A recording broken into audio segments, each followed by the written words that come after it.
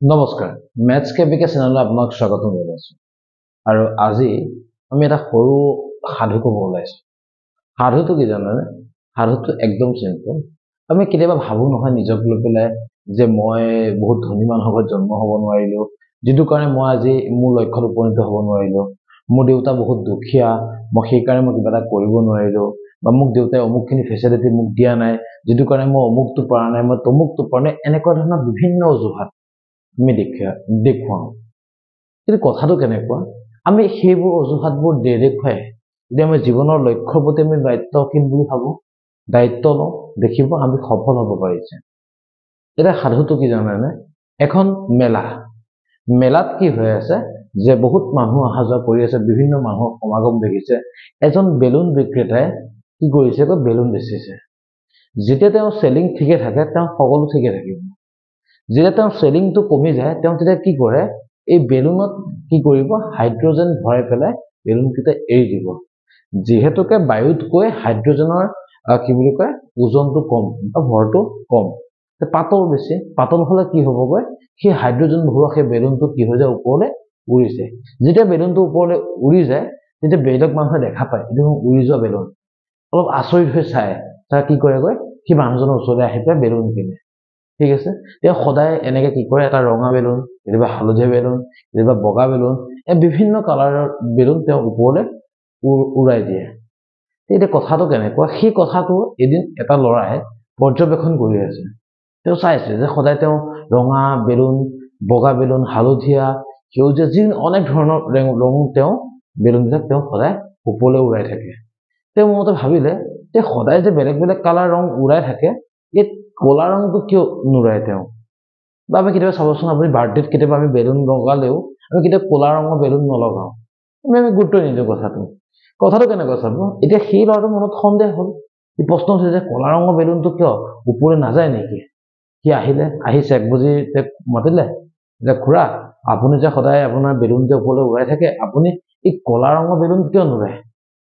তেতিয়া মানুহটোৱে একদম চিম্পলি এটা হাঁহি মাৰি পেলাই ক'লে, দিয়া কলা বেলুন এটা মই উলিয়াই চাওঁ, উৰে নুৰে মই চাওঁ।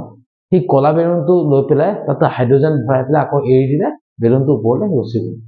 তেতিয়া ল'ৰাটো আচৰিত হ'ল যে কলা বেলুনটো উৰিব পাৰে। মানুহটোৱে যেতিয়া দোকানীজনে কৈছে, আচলতে বাবা, যে এই কলা বেলুনটোৰ কাৰণে বা কলাৰ ৰংটোৰ কাৰণে ই ওপৰলৈ উৰা নাই, ওপৰলৈ উৰিছে সেই ভিতৰত থকা সেই হাইড্ৰজেন গেছটোৰ কাৰণে। এনে সি চব কালাৰ বেলুনে সি উৰাই, খালি আমি কলাটো ইউজ কমকে কৰোঁ কাৰণে সি কমকে আমি কমকে দিছোঁ। এতিয়া তুমি কৈছা যেতিয়া মই দি চাইছো, বস্তু দেখিছা উৰি গৈছে। চব কালাৰ বস্তুৱে ওপৰলৈ উৰিব, কোনো ৰঙৰ কথা নাইকিয়া। এই সাধুটোৰ পৰা আমি এটা কথাই বুজিব পাৰিলো যে আমি কি কৰো, আমি লোকে বেলেগকে পঢ়িছে, সি বহুত ভাল ৰিজাল্ট কৰিছে, অমুক কৰিছে তমুক কৰিছে, আমি ভাবি থাকো। তাতকে আমি নিজৰ গুণটোৰ ওপৰত হেৰি কৰকচোন, মন দিয়কচোন, দেখিব আমি আগুৱাই যাব পাৰিম। আমি অজুহাতবোৰ নেদেখুৱাই পেলাই আমি যদি নিজৰ গুণৰ ওপৰত গুৰুত্ব দিওঁ, আমি আগুৱাই যাব পাৰিম। সেই বেলুনটো নিচিনাকে, বেলুনটো ৰং বিৰং হ'ব পাৰে, ডাঙৰ কথা নহয়, ভিতৰত কি আছে সেইটো ডাঙৰ কথা। তুমি কলা হলেও, তুমি দেখিবলৈ বেয়া হলেও, তুমি সফলতা পাবাই যদি তোমাৰ হাতত টেলেণ্ট আছে। সেয়ে সকলোকে কওঁ, সুন্দৰভাৱে খালি নিজৰ প্লেনিঙৰ মতে কাম কৰি যোৱা, বাকী সফলতা আহি থাকিব। আনৰ কথা কৈ অজুহাত দেখুৱাই নিজকে পিছুৱাই নানিবা। খালি নিজকে এটা যুগুত কৰা যে তুমি কিমানটো টেলেণ্ট হ'ব বিচৰা, তুমি কিমানখিনি জ্ঞান আহৰণ কৰিব বিচৰা, তেনে এনেকুৱা সৰু সৰু কথাবিলাক তোমালোকে জ্ঞান আহৰণ কৰিব ট্ৰাই কৰা, দেখিবা তুমিও এদিন সফল হ'ব পাৰিছা। আমিও নিজৰ ৰূপতকৈ গুণক বেছি গুৰুত্ব দিব লাগে। ৰূপটো কি আছে, গুণেহে সংসাৰ তৰে বুলি কয় নহয়, যে ৰূপে কি কৰে, গুণেহে সংসাৰ তৰে। এই কথাষাৰিৰ পৰাও আমি এই কথাটো জানিব পাৰোঁ। সেয়ে নিজৰ গুণ, নিজৰ টেলেণ্ট, নিজৰ জ্ঞান আহৰণ কৰা শক্তি, এইবোৰ আপোনালোকে যথেষ্ট আগুৱাই আনক, দেখিব সফল এদিন হ'বই। সকলোকে ধন্যবাদ জ্ঞাপন কৰিছোঁ। আৰু আজি আমি ক্লাছটোৰ মাজলৈ আগবাঢ়ো। আজি কৰিম আমি ক্লাছ 10ৰ স্থানাংক জ্যামিতিৰ এটা নেক্সট পাৰ্ট। আমি অনুশীলনী 7.2ৰ আমি অলৰেডি 5 নম্বৰলৈকে আমি কৰিলোঁ, আৰু আজি আমি 6 নম্বৰৰ পৰা কৰিবলৈ আমি চেষ্টা কৰিম। আৰু অলৰেডি আমি 5 নম্বৰলৈকে যি কৰিছোঁ, ভিডিঅ'সমূহৰ লিংকসমূহ আমি অলৰেডি ডেছক্ৰিপশ্যনতে তাত লিংকসমূহ দি দিছোঁ, আপোনালোকে চাই ল'ব পাৰিব। আৰু অলৰেডি আমাৰ পাৰ্ট তিনটা অলৰেডি গ'লে আমি এটা নেক্সট পাৰ্টলৈ আহিলোঁ চাইনৰ পাৰ্টলৈ আহিলোঁ চাইনৰ পাৰ্টত কি দিছে চাব যে কি দিছে কুৱেশ্যন নম্বৰ আপোনাৰ 6 অলৰেডি 5লৈকে কৰি দিলোঁ এতিয়া আমি 6ৰ পৰা আমি আজি আৰম্ভ কৰিম ওকে তে 6 নম্বৰটো কি দিছে চাব কৈছে কি যে আমাৰ 4টা পইণ্ট দিয়া হৈ আছে বিন্দু কেইটা কি কৈছে সামন্তৰিকৰ শীৰ্ষবিন্দু বুলি কৈছে তেহলে আমাৰ x আৰু y টো আমাক উলিয়াব দিছে ওকে এনেকুৱা এটা উদাহৰণ আমি অলৰেডি কৰিছিল আমাৰ হয়তো চাগে পাৰ্ট 3 তে আছে আপোনালোকে চাই ল'ব পাৰিব ওকে আমি এটা 6 নম্বৰ কুৱেশ্যনটো মাজতে আমি আগবঢ়াম ইয়াত কি দিছে চাব কৈছে কি এটা সামন্তৰিক দিয়া হৈ আছে এটা সামন্তৰিক দিছে ধৰিলো পইণ্ট কেইটা কি কি আছে a ধৰিলো 1 2 b ধৰিলো কি দিয়া আছে 4, y c দিয়া আছে কিমান c দিছে x, 6 আৰু d দিছে কিমান 3, 5 ওকে এটো দিয়া হৈ আছে এটা কৈছে কি x আৰু y ভ্যালুটো উলিয়াব লাগে ঠিক আছে তে আমি দেখি দেখিম এটা চাবচোন যে a 1, 2 b 4, y c x, 6 আৰু d কেন হ'বগৈ 3, 5 শীৰ্ষ বিন্দু বিশিষ্ট কি হ'বগৈ শীৰ্ষ বিন্দু বিশিষ্ট abc এটা কি হ'বগৈ সমান্তৰিক ওকে এ কি হ'বগৈ ac আৰু bd কৰ্ণয় o বিন্দুত কাটিছে ঠিক আছে আমি এটা আঁকি দিও ac আঁকি দিলো তো bd আঁকি দিলো কত কাটিছে o বিন্দুত কাটিছে ওকে এটা চাক আমি কি জানো যে সামন্তৰিক কৰ্ণক যেটা সদায় কি কৰেগৈ সমদ্বিখণ্ডিত কৰে মানে কি হ'বগৈ o বিন্দুটো কি হ'বগৈ ac বা bd ৰ মধ্যবিন্দু ঠিক আছে এই চাব এটাকে o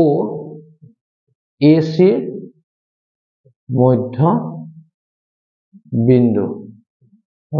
যদি বিন্দু হৈ যায় তা কি হ'বগৈ o বিন্দুৰ স্থানাংক কি হ'বগৈ তাৰ ফৰ্মুলা আছিল নহয় কি আছিল x1 + x2 divided by 2 y1 + y2 divided by 2 okay x1 + x2 divided by 2 কি লিখিম মই y1 + y2 divided by 2 এটা চাব ইয়াত কি হ'বগৈ পইণ্টটো মই কেনেকৈ লিখিম চাক ac বুলি কৈছো হয়নে ac a2 আৰু a2 তে x1 বুলি ক'লে কি হ'বগৈ প্ৰথমটো x1 হয়নে 1 + কি হ'বগৈ x/2 ಇದು কেন হ'ব 2 + 6/2 ইকুয়াল কেন হ'বগৈ 1 + x/2 এই হ'ব 8/2 ওকে আমি এনেকৈ ৰাখি থৈ দিলো ঠিক আছে ইকুৱেশ্যন নম্বৰ কি দিলো মই 1 ওকে এটা চাব আকৌ কি হ'বগৈ o বিন্দুটো বা কি হ'ব bd ৰ কাৰণে মধ্যবিন্দু হ'ব o bd ৰ মধ্যবিন্দু ঠিক আছে তে bd যদি মধ্যবিন্দু হৈ যায় তে মই কি লিখিম এতিয়া মই o বিন্দুৰ স্থানাংক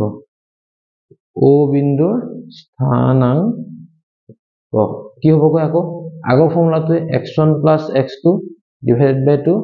y1 + y2 divided by 2 এ কি আহিব এতিয়া চাকচোন প্ৰথম x1 দুটা কি কি আছে 3 আৰু 4 আছে 3 + 4/2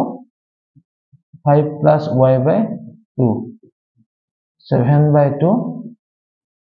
5 + y/2 ইকুৱেশ্যন নম্বৰ হ'ব 2 এই চাকচোন আমি দুইটা কি উলিয়ালো o বিন্দু স্থানাংক উলিয়ালো হয়নে o বিন্দুটো কি এটা বিন্দুৱে হয়নে তো কি কৰিম এতিয়া মই 1 আৰু 2 ৰ পৰা হয়নে কি হ'বগৈ চাব এতিয়া 1 + x/2, 8/2 ইকুৱেল কি হ'বগৈ 7/2, 5 + y/2 ওকে এটো দিয়া হৈ আছে ঠিক আছে এটা মই কি কৰিম এতিয়া x মানটো x ৰ লগত সমান y মানটো y সৈতে সমান কিহৰ কাৰণে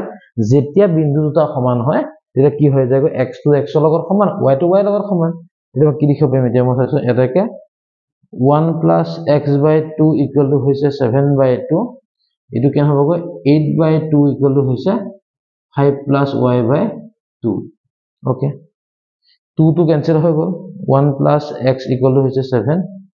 তে x কিমান হ'বগৈ 7 - 1 এটাকে x ইকুৱেল হৈছে কিমান 6 ওকে তে ইয়াত চাবচোন এইটো বস্তু মই এনেকৈ কৰি নিদিওঁ হা 2 2 কি হৈ গ'ল কটা গ'ল থাকিলে কিমান 8 প্লাস 8 ইকুৱেল কি হ'বগৈ 5 প্লাস y হয়নে এতিয়া মই 5 টো ইফালে লৈ গুচি আহোঁ কিমান হ'বগৈ 8 minus 5 equal to হৈছে y 3 equal to হৈছে y therefore y equal to হৈছে কিমান 3 বুজিলো x মান কিমান পালো মই 6 y মান পালো কিমান মই 3 এটা কি লিখিম গৈ মই এটাকে নিৰ্ণয় এখিনতে মই লিখি দিছো এটাকে নিৰ্ণয় x ৰ মান কিমান হ'বগৈ x ৰ মান হ'ব 6 আৰু y মান হ'ব কিমান y মান হ'ব কিমান 3 ওকে এটা মই আনসাৰটো পাই গলো হয়নে তে এটো হৈ গল আমাৰ 6 নম্বৰ কোৱেশ্চনটো আনসাৰ ঠিক আছে ওকে তে এতিয়া আমি আহি যাও আমাৰ 7 নম্বৰ কোৱেশ্চনটো মাজলৈ ওকে এতিয়া 7 নম্বৰ কোৱেশ্চনটো কি দিছে চাব কৈছে কি যে এটা বৃত্তৰ এটা আমাৰ কি দিয়া আছে ব্যাসটো দিয়া হৈ আছে ওকে তে চাও ব্যাসটো কি হৈছে হৰে কি হৈছে কেন্দ্ৰৰ মাজেৰে যায় হয়নে তে কেন্দ্ৰৰ মাজেৰে যেতিয়া যাব তে কেন্দ্ৰটো কি হ'ব ব্যাসটোৰ কাৰণে মধ্যবিন্দু হ'ব তে এই কনসেপ্টটো মই লৈ পেলাই গতি অংকটো কৰিম ঠিক আছে তে আমি ছবিটো আঁকি ললে ভালকৈ ক্লিয়াৰ হৈ যাম আমাক কি দিয়া আছে আমি গম পাই যাম ওকে কি দিছে চাব দিছে এটা বৃত্ত বুলি কৈ দিছে বৃত্তটো কি দিছে গৈ AB এডাল ব্যাস বুলি কৈছে AB এডাল কি আছে ব্যাস A এটো হৈ গ'ল B ওকে তো O বিন্দুটো কিমান দিছে কেন্দ্ৰটো কিমান দিছে 2 - 3 দিছে 2 - 3 দিয়া হৈ আছে B টো দিছে কিমান 1,4 মই A ধৰি ললো কিমান x, y হৈ গ'ল দেখোন ই যদি ব্যাস হয় ই কি হ'ব ইয়াৰ মধ্যবিন্দু হ'ব কাৰণ চেণ্টাৰ নহয় জানো হয় নাই ওকে যে মই কি দেখিম গৈ চাব এটো হৈ গ'ল আপোনাৰ কি নম্বৰটো 7 নম্বৰটো 7 নম্বৰ তে কি হ'ব গৈ চাকচোন O 2 - 3 কেন্দ্ৰযুক্ত বৃত্তৰ A x, y ইয়াৰ মই ধৰু অটো ইউজ কৰিলো তেতিয়া বস্তুটো ভাল লাগিব ধৰু O 2 - 3 কেন্দ্ৰযুক্ত বৃত্ত A x, y আৰু B 1,4 সংযোগী AB এডাল কি হ'বগৈ ব্যাস AB এডাল ব্যাস হৈ গ'ল কি হ'বগৈ এটাকে O AB ব্যাসৰ মধ্য বিন্দু ওকে তে কি হ'ব এটা চাব O AB ব্যাসৰ মধ্য বিন্দু তে কি হ'বগৈ O বিন্দুৰ স্থানাঙ্ক ইকুৱেল কি হ'বগৈ এতিয়া x1 + x2 divided by 2 y1 + y2 divided by 2 okay the O বিন্দু স্থানাঙ্ক কিমান আছে কিমান আছিল 2 - 3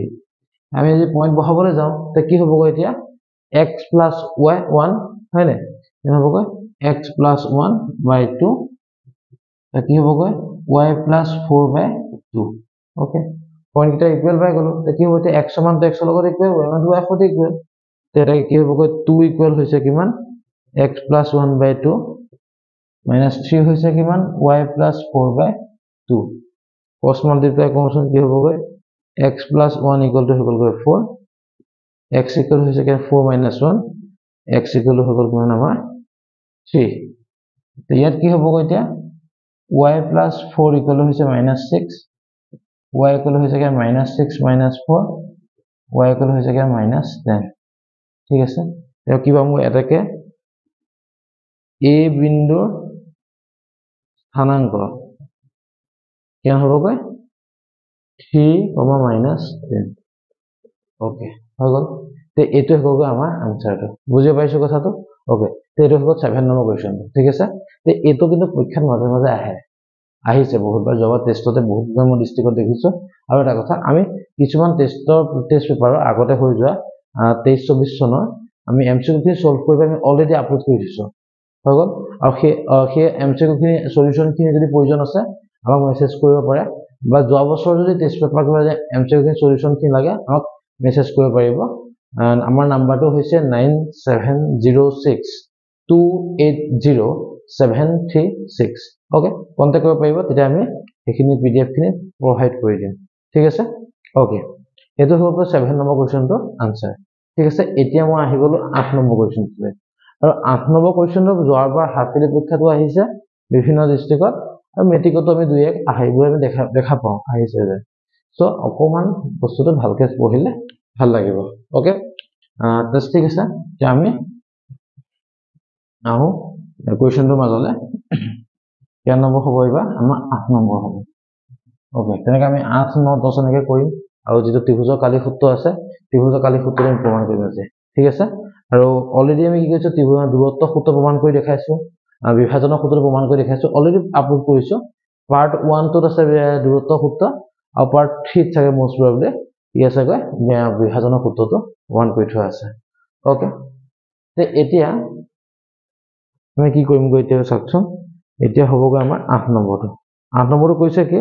যে এ বি স্থানাঙ্ক ক্ৰমে এ কি দিয়া আছে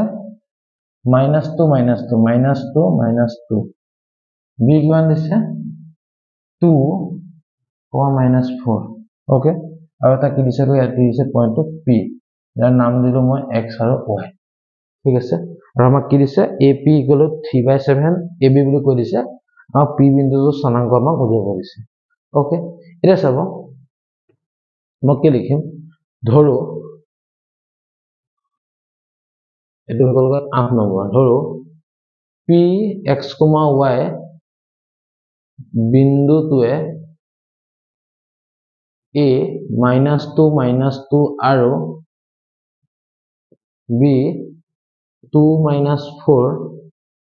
বিন্দু সংযোগী ৰেখাখণ্ডত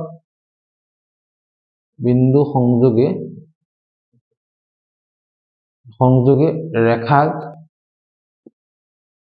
নিৰ্দিষ্ট অনুপাতত ভাগ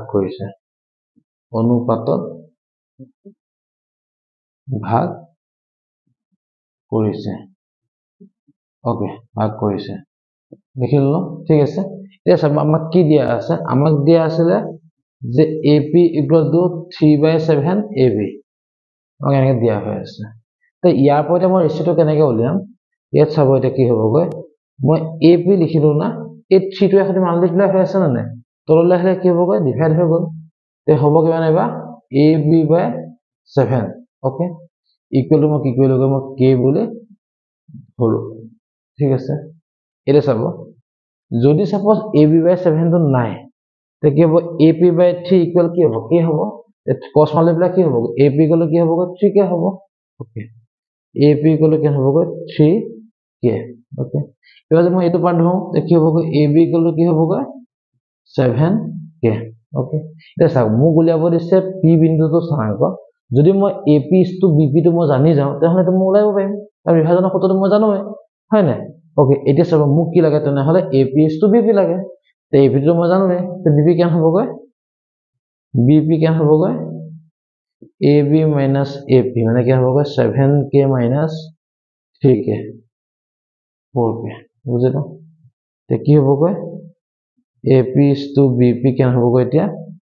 3k * 4k 3:4 ওকে তে এতিয়া চাব মই ৰেশিওটো পাই গলো পইণ্ট কিটা মই জানো মানে x1 y1 x2 y2 মই জানো m1 m2 জানো মই x টো উলিয়াব লাগে হৈ যাব এতিয়া চাওকচোন নাও এতিয়া কি হ'বগৈ x1 কেন হ'বগৈ -2 y1 কেন হ'বগৈ -2 x2 কেন হ'বগৈ 2 y2 কেন হ'বগৈ -4 m1 কেন হ'বগৈ 3 m2 কেন হ'বগৈ 4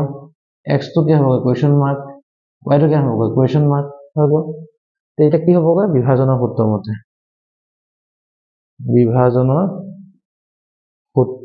মতে সূত্ৰটো কি আছিল যে x, y = কি আছিল m1 x2 + m2 x1 divide বাই হৈছে কিমান m1 plus m2 m1 y2 plus m2 y1 divide বাই কি হ'বগৈ m1 plus m2 ওকে দিয়া হৈ আছে এটা আমি ভ্যালু পুট কৰিম ঠিক আছে মই এইখিনিতে কৰিছো এটা চাব m1 x2 m1 কিমান আছে 3 x2 মানে কিমান হ'ব 2 plus m2 কিমান আছে 4 তা x1 কিমান আছে -2 তলত হ'ব কিমান m1 plus m2 3 plus 4 next তো কিমান হ'বগৈ m1 plus m1 y2 m1 y2 কিমান 3 minus 4 plus m2 y1 m2 y1 minus 2 m2 4 minus 2 okay 3 plus 4 ওলাই গ'ল এবাৰ তুমি চেক কৰি লও m1 x2 m1 x2 হৈ গ'ল m2 x1 m2 4 x2 x1 কেনে হ'ব -1 -2 okay next m1 কিমান আছে 3 y2 কিমান আছে -4 okay m2 কিমান আছে 4 y2 কিমান আছে y1 কিমান আছে -2 okay হৈ গ'ল এতিয়া চাব 3 দুগুণ 6 -8/7 -12 -8/7 কেন হ'ব এতিয়া -2/7 -20/7 হৈ গ'ল তে p বিন্দু স্থানাঙ্ক কেন হ'ব এটাকে p বিন্দু স্থানাঙ্ক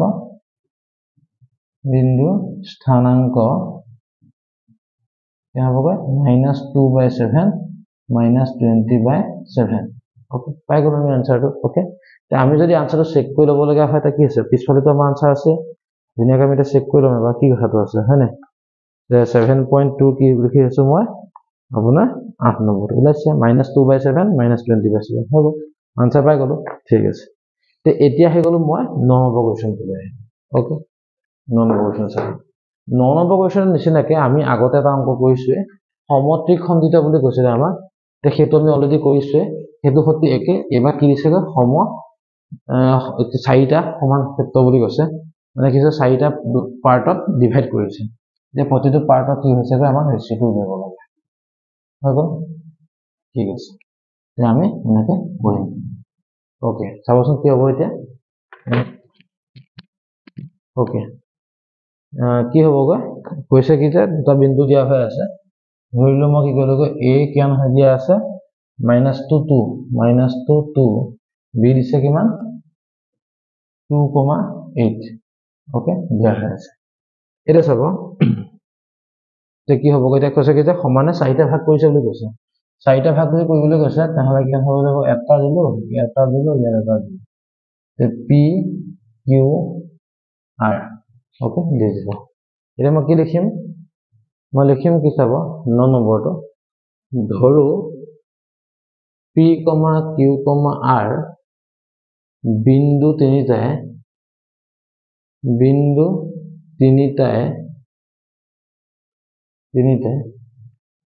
a -2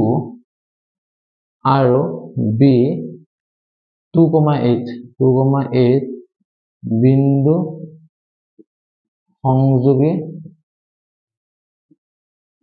ৰেখা সমানে চাৰিটা ভাগত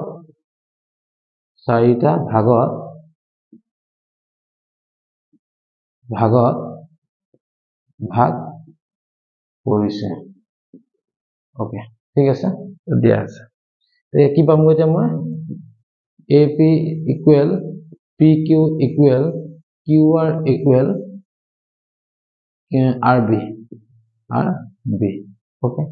এটা তাৰপিছত চাওক যেহেতু গোটেইকেইটা সমান হৈ আছে Q টো কি হ'ব A আৰু B কাৰণে কি হ'ব মধ্যবিন্দু হ'ব হয়নে এতিয়া চাব কি লিখিম মই Q AB কি হ'বগৈ মধ্য বিন্দু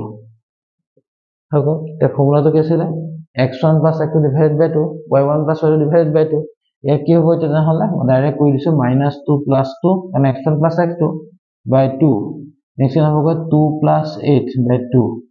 কেনে হ'বগৈ 0/2 10/2 ইকুৱেল কেনে হ'বগৈ 0,5 ওকে q টো পাই গলো q কেন পালোগৈ মই 0,5 এটা কথাটো কেনেকৈ হ'ব p বিন্দুটো কি হ'ব a কিউ মধ্যবিন্দু হ'ব গতিকে r টো কি হ'ব b কিউ মধ্যবিন্দু হ'ব হয়নে আমি লিখি ললে চাবচোন p a কিউৰ মধ্যবিন্দু ওকে ইয়াত মই লাইনটো এটা সৰু লাইন এটা লিখিব পাহৰি গলো কি লিখিব লৈছে মই ইয়াত কিউ এ বিৰ মধ্যবিন্দু এটাকে কিউ বিন্দুৰ স্থানাঙ্ক ইকুয়াল টু হ'ব এইটো তে পি হ'বগে পি এ কিউৰ মধ্যবিন্দু ওকে যদি মধ্যবিন্দু হৈ যায় তে কি হ'ব এতিয়া এটাকে পি বিন্দুৰ স্থানাঙ্ক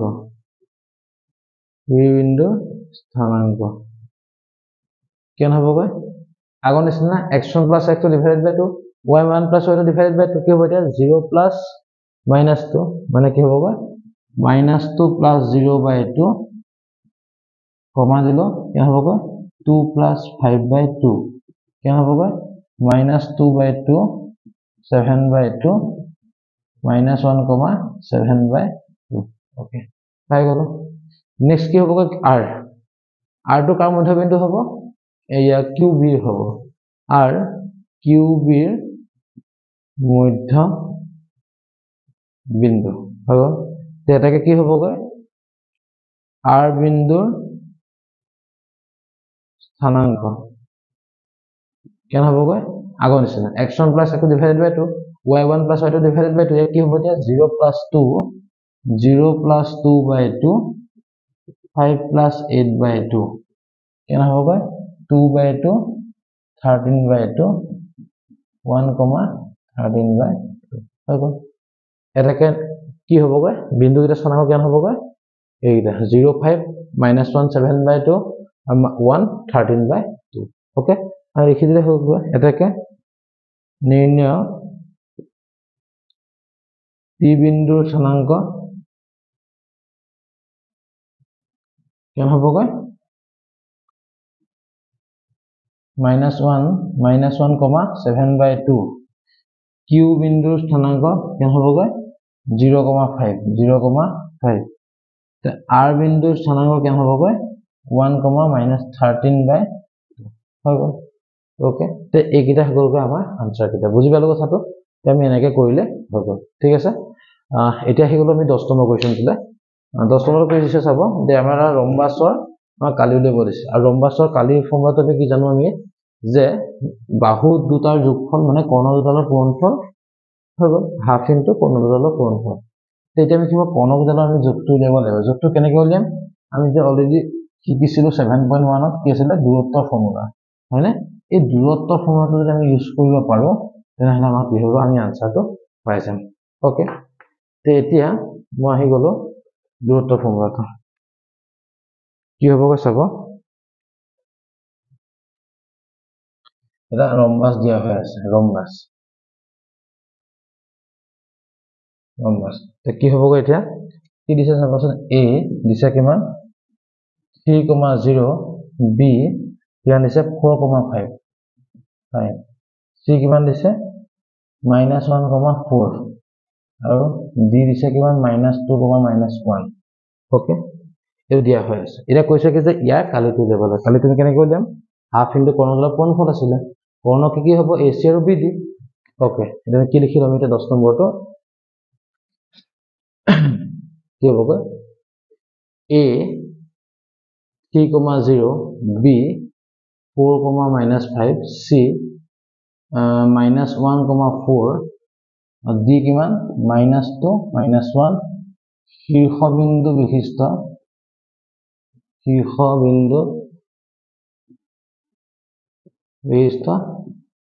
a b c d এটা ৰম্বাস হ'ব ঠিক আছে পইণ্টকেইটা এবাৰ চেক কৰি লওঁ ভুল হোৱাতকে হয় নাই 3045 -14 -2 -1 ওকে এটা চাব হ'ব নেক্সট কি লিখিম এতিয়া মই AC আৰু BD কৰ্ণ ওকে দে মই কি উলিয়াব লাগিব মই AC উলিয়াম AC উলিয়াবলৈ হ'লে ফৰ্মুলাটো কি আছিল দূৰত্ব ফৰ্মুলা কি আছিল x2 - x1 whole square plus y2 - y1 whole square কি আছিল x2 - x1 whole square plus y2 minus y1 whole square হৈ গ'ল এটা ac কাৰণে x1 y1 কি হ'ব x1 y1 x2 y2 কি হ'ব এটা ac ac হ'ব কোনটা এইটো তে x1 কোনটো হ'ব ধৰিলো মই 3 ধৰিলো 0 ধৰিলো -1 4 ওকে প্ৰথমটো সদায় x মান সেকেন্ডটো সদায় y মান ওকে এটা x2 মানে কিমান হ'ব পায় -1 -1 minus 3 square 4 minus 0 square क्या होगा -4 square plus 4 square কি होगा এটা 16 plus 16 32 क्या होगा এটা 4√2 একক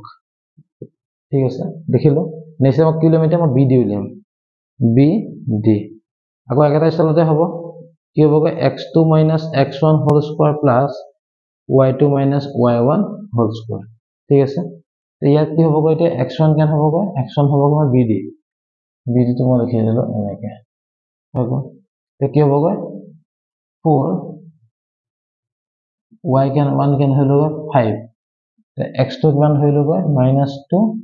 y তো কিমান হ'লগে -1 ঠিক আছে এটা কি হ'বগে চাওকচোন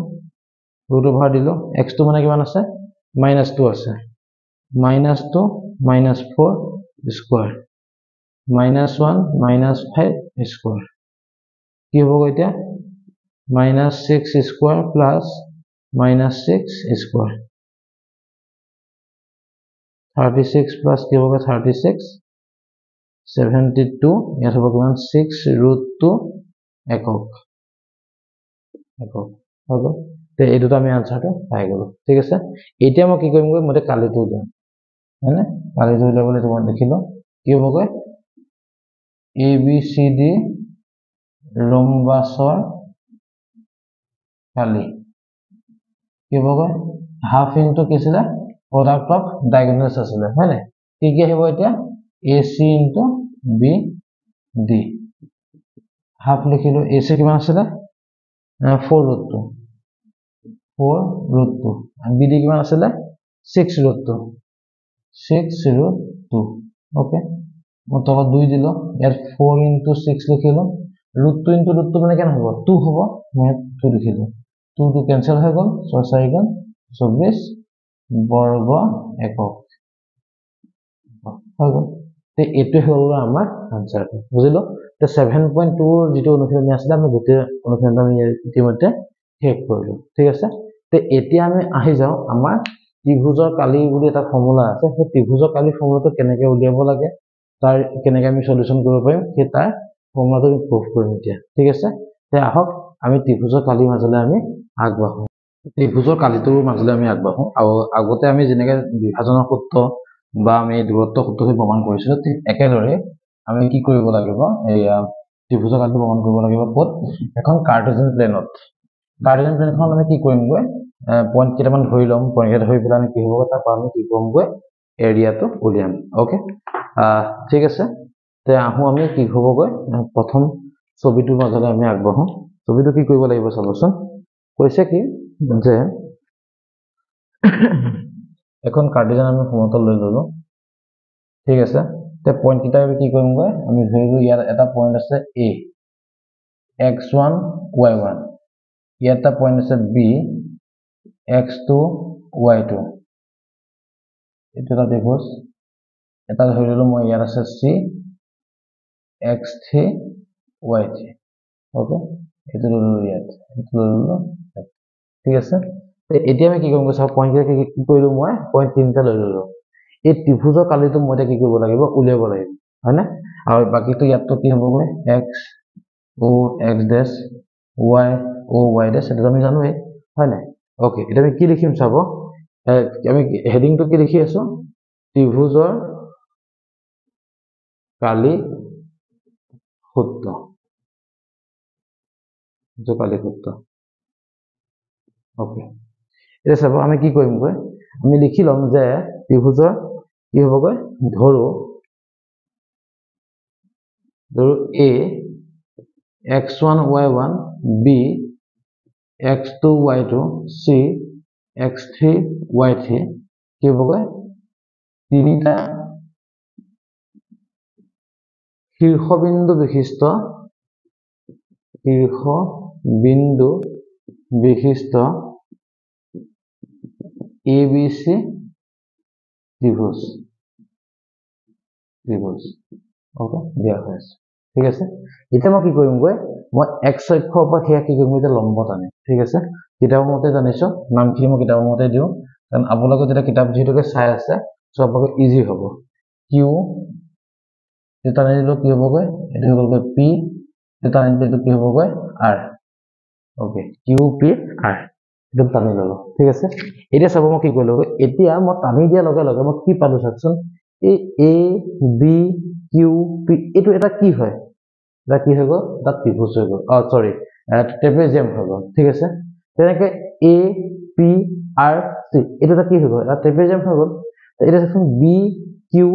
r c এটো এটা কি হৈ গ'ল এটা ট্ৰেপেজিয়াম হৈ গ'ল এটা এটা বস্তু চাব মই যদি এই পোৰশনটো ট্ৰেপেজিয়ামটো কালিটো দিও এই ট্ৰেপেজিয়াম কালিটো দিও কালিটোলে যদি যোগ কৰো তে কি হ'ব এই গোটেই পোৰশনটো কালিটো ওলাই যাব তাৰ পৰা যদি মই এই পোৰশনৰ যেটো ট্ৰেপেজিয়াম আছে তা কালি যদি মাইনাস কৰি দিও তে ত্ৰিভুজটো ওলাব না হয়নে কথাটো ওলাব ওকে এটা চাব এটা সিম্পল কথাটো চাব মই কি কৈছো গৈ মোক উলিয়াব লাগে এইকণ মই ডাঙৰকে এইকণ উলিয়াই ললো এই গোটেইকণ কালি উলিয়াই ললো হৈ গ'ল এবাৰ এই ডাঙৰ গোটেইকণৰ কালিটো মই উলিয়াই ললো হয়নে ঠিক আছে মই এই চতুৰ্ভুজটো কালিটো কি হ'বগৈ মই মাইনাস কৰি যদি দিও মুছি যদি দিও বা কালি মাইনাসটো কৰিলে কি হ'বগৈ এই পোৰশনটো ওলাই গ'ল না এইটো কনসেপ্টতে ইয়াত হ'ব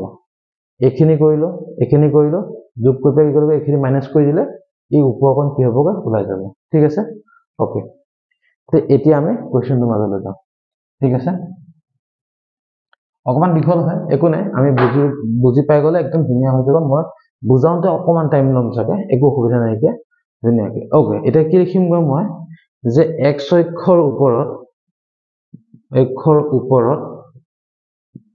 কি হ'বগৈ BQ, AP, CR লম্ব অকা হল ঠিক আছে অকা হৈ গ'ল ঠিক আছে এটা লম্ব পাই গ'লো ওকে এতিয়া এটা কথা কক মই আগতে মই বিভাজনৰ সূত্ৰ প্ৰমাণ কৰোতে মই কৈছিলো OQ কিমান হ'ব এই বিন্দুটো এই পোৰশনটো হৈছে x পইণ্ট এই OQ মানে ইয়াৰ x মানটো কেন হ'ব x2 OP মানে কেন হ'ব কয় ইয়াৰ x মানটো x1 OR মানে কেন হ'ব কয় x3 মানে এইকোণৰ মানটো ঠিক আছে একেদৰে এটো মানে কেন হ'ব BQ মানে কেন হ'ব y2 হ'ব এটো মানে কেন হ'ব y1 হ'ব ওকে এটো মানে কেন হ'ব y3 হ'ব ঠিক আছে তেনেকৈ আমি ভ্যালুখিনি পাই যাম আৰু এটা কথা ট্ৰেপেজিয়ামৰ কালি সূত্ৰটো কি আছিল যে half into sum of parallel sides মানে কি হ'ব সমান্তৰাল বাহুকেইটাৰ যোগফল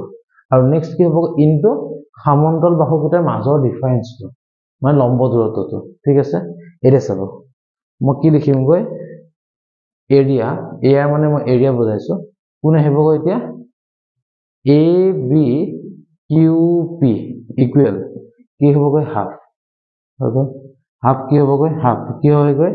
সাম অফ প্যারালাল সাইডস এটা চাওক এইটো ট্ৰেপেজিয়ামৰ কাৰণে প্যাৰালাল সাইডস কোনটো হ'ব BQ আৰু AP হ'ব কাৰণ AB লগতো QP টো প্যারালাল নহয় তো BQ লগত কি হ'ব গৈ AP হ'ব এটা কি লিখিম মই BQ plus AP okay into কি হ'ব গৈ প্যারালাল সাইড কিটা ডিফাৰেন্সটো মানে কি লম্ব দূৰত্ব কোন হ'ব তেনেহলে QP হ'ব QP ওকে এটা চাব মই কি লিখিম কি দিয়া হাফ লিখিলো BQ মানে কিমান BQ মানে কেন হ'ব গৈ y2 প্লাস AP মানে কিমান AP মানে হৈছে কিমান y1 QP মানে কিমান হ'ব OP minus OQ তে কি হ'ব গৈ হাফ লিখিলো y2 plus y1 লিখিলো এর কি লিখিম এতিয়া মই OP minus OQ তে কি হ'ব গৈ এতিয়া OP মানে কেন হ'ব গৈ x1 minus x2 ওকে এটা পাই গ'লো ঠিক আছে মই এটো এনেকৈ ৰাখি থৈ দিম ঠিক আছে বৰ্গ একক ওকে মাল্টিপ্লাই কৰিব পাৰো আসলতে নকুত আমি এনেকৈ থৈ দিলো হ'ব এতিয়া ঠিক আছে নেক্সট এৰিয়া মই কি উলিয়াম এবাৰ উলিয়াম কাৰ মই এইটো লম APRC লম কি হ'ব গৈ APRC কি হ'ব গৈ আকৌ হাফ ললো সাম অফ প্যারালাল সাইডস কি হ'ব এবাৰ AP আৰু CR হ'ব AP plus CR মাল্টিপ্লাই কি হ'বগৈ মাল্টিপ্লাই হ'ব ডিফাৰেন্স কি ডিফাৰেন্স হ'ব PR ঠিক আছে এটা কি হ'ব চাওকচোন কি হ'বগৈ হাফ লিখিলো AP মানে কিমান AP মানে হৈছে এডাল মানে কেন হ'বগৈ y1 plus CR মানে কেন হ'বগৈ ইডাল ইটো পইণ্টৰ কাৰণে এডাল কি হ'বগৈ y3 PR লৈ আহিলো PR মানে কেন হ'ব এতিয়া PR মানে কি হ'ব OR minus OP OR minus OP তো কেন হ'বগৈ এতিয়া half y1 plus y3 OR মানে কিমান আছে দেখগৈ x3 x3 minus কেন হ'বগৈ x1 কেন হ'বগৈ বৰ্গ একক ঠিক আছে ওকে নেক্সট আমি কি উলিয়াম গৈ এতিয়া আমি এইটো উলিয়াম BQRC টো উলিয়াম ওকে তো কি লিখি লম গৈ এইখিনিতে মই এতিয়া এৰিয়া BQRC কি হ'বগৈ হাফ লিখিলো হয়নে প্যাৰেলাল সাইড কি আহিব BQ আৰু CR আহিব BQ plus CR ডিফাৰেন্স কি আহিবগৈ QR ওকে মই বস্তু তল লাইন তল দি এনেকে লিখি যাম দেই ঠিক আছে তো কি হ'বগৈ এতিয়া মই হাফ লিখিলো BQ মানে কেন হ'বগৈ BQ মানে হৈছে y2 plus CR মানে কেন হ'বগৈ y3 ওকে QR মানে কেন হ'ব QR মানে হৈছে QR মানে কি OR minus OQ OR minus OQ ঠিক আছে তো কি লিখিম গৈ এতিয়া মই হাফ লিখিলো y2 plus y3 OR মানে কেন হ'বগৈ x3 x3 minus x2 বৰ্গ একক ঠিক আছে ওকে তো এটা একদম চুকলৈকে ধৰিব পাৰিছে নে বাৰু এক সেকেন্ড মই ক্যামেৰাটো এবাৰ চাই লওঁ চুকলৈকে আহিছে নে ঠিক আছে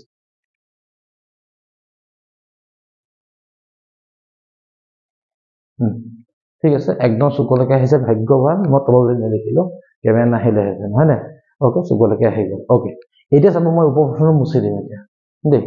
ওকে কি হ'ব এতিয়া চাব মই ত্ৰিভুজৰ কালিটো উলিয়াবলৈ মই যেনেকৈ গৈ আছো মই এইখিনিলৈকে মুছি দিমচোন মই এই কোণহে মোক লাগিব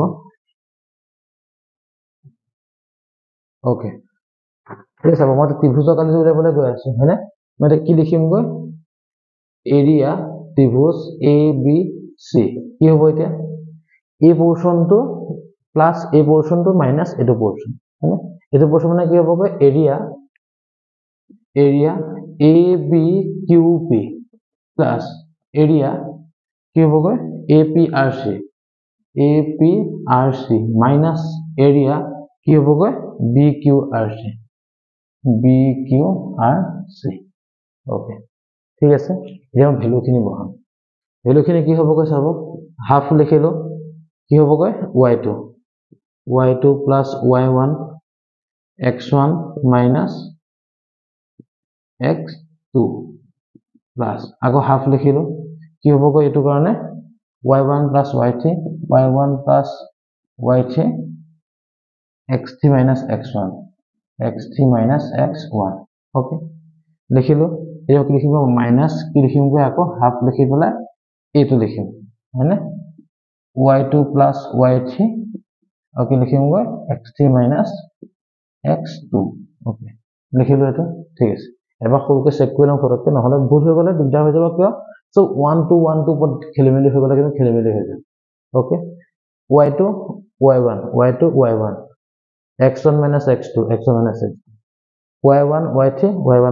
x3 minus x1 y2 y3 x3 minus x1 okay হৈ গ'ল তে আমি কি কম এটা তল প্ৰশ্ন গুটেটো মুছি দিম দেই দেখি ললো যেতিয়া আমি কি মুছি দিম ওকে এটা চাব এতিয়া মই ইয়াৰ পৰা 1/2 টো মই কমন লব পাৰো এক নম্বৰতে সেকেন্ডলি কি কৰিব মই মাল্টিপ্লাই কৰিব পাৰো হয়নে প্ৰথমতে 1/2 টো থাকক মই মাল্টিপ্লাইটো কৰি লম অকমান হেই কৰি লম ভাঙি লম 1/2 টো লিখিলো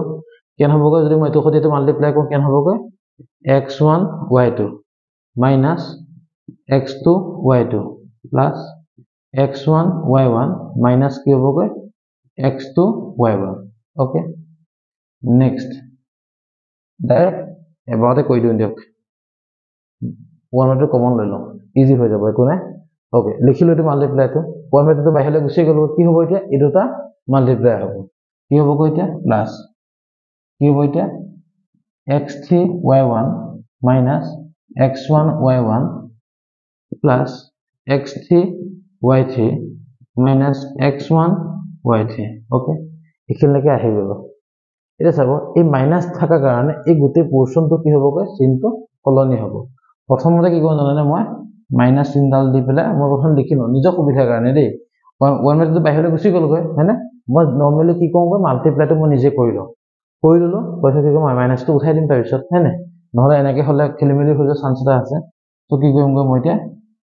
x3y2 তাকে হ'বগৈ প্লাস x3y3 minus x2y2 তাকে হ'বগৈ minus x2y3 ওকে লিখি ললো এটো হয়নে এটাই মাইনাসৰ কাৰণে কি হ'বগৈ চিনকিটা মই সলনি কৰি দিম প্লাস টু গৈ মাইনাস হ'ল প্লাস টু গৈ মাইনাস হ'ল মাইনাস টু প্লাস হ'ল মাইনাস টু প্লাস হ'ল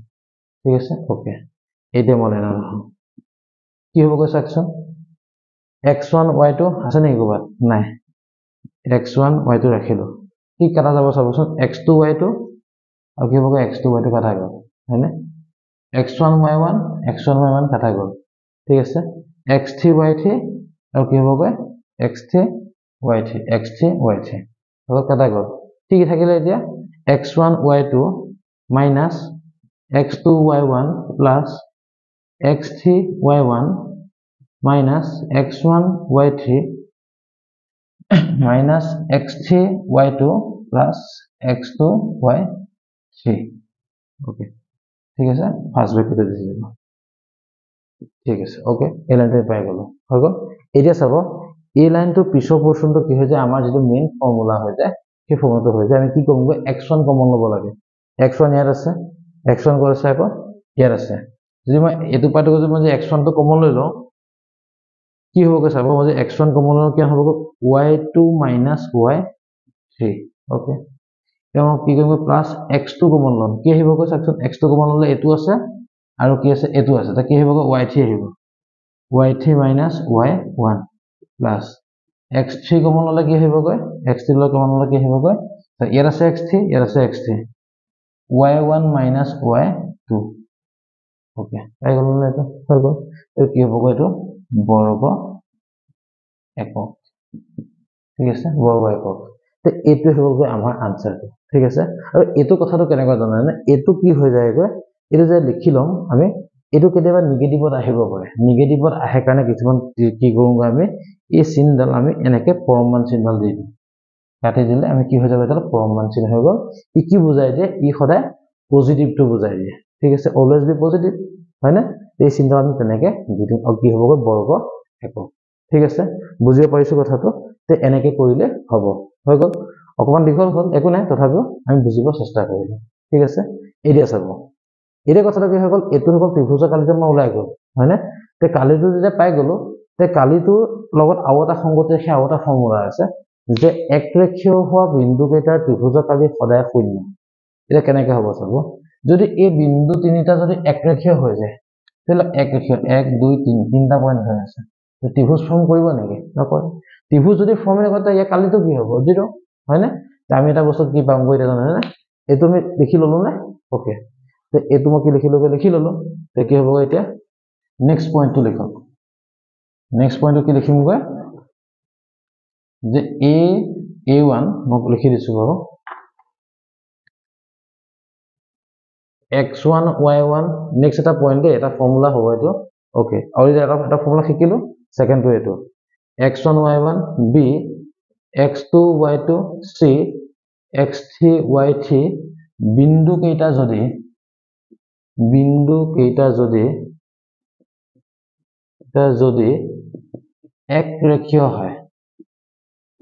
একৰেখীয় হয় তেন্তে কি হ'বগৈ ত্ৰিভুজ abc কালি কি হ'বগৈ ইকুৱেল টু 0 ওকে 0 হ'ব ঠিক আছে তে এনেকৈ আমি কি কৰিব লাগিব গোটেই মেথছখিনি কৰিব লাগিব তে ইয়াৰ পৰৱৰ্তী ভিডিঅ'টোত আমি কি কৰিম গৈ ইয়াৰ যিখিনি উদাহৰণ আছে উদাহৰণখিনি আৰু অনুশীলনীখিনি অকমান দীঘল হ'লেও আমি এবাৰতে শেষ কৰিব ট্ৰাই কৰিম ওকে 7.3 আৰু ইফালে আপোনাৰ উদাহৰণ 11 ৰ পৰা আপ টু উদাহৰণ 15 লৈকে ঠিক আছে আমি এই গোটেইখিনি মিক্স ভিডিঅ'টো আমি কৰিবলৈ চেষ্টা কৰিম যেহেতুকে এইটো প্ৰায় 50 মিনিটৰ ওচৰা-ওচৰি হৈ গ'ল সেইকাৰণে আমি ইমানতে এইটো শেষ কৰিম পৰৱৰ্তী সময়ত আমি ইয়াৰ পিছৰ ভিডিঅ'টো বাকিখিনি দি পেলাই এই চেপ্টাৰটো আমি শেষ কৰিব চেষ্টা কৰিম সকলোকে ধন্যবাদ জ্ঞাপন কৰিছোঁ খালি জীৱনৰ লক্ষ্যটো কথা মই কৈছিলোঁ মই প্ৰথমতে কৈছিলোঁ কেতিয়াও আমি আনক তুলনা কৰিব নালাগে নিজৰ বেষ্ট দিয়া নিজৰ গুণটো কথা চিন্তা কৰা নিজৰ টেলেণ্টটো কথা চিন্তা কৰা আৰু আগুৱাই যোৱা সকলোকে ধন্যবাদ জ্ঞাপন কৰিছোঁ আৰু আজি ক্লাছটোৰ পৰা বিদায় মাগিছোঁ ধন্যবাদ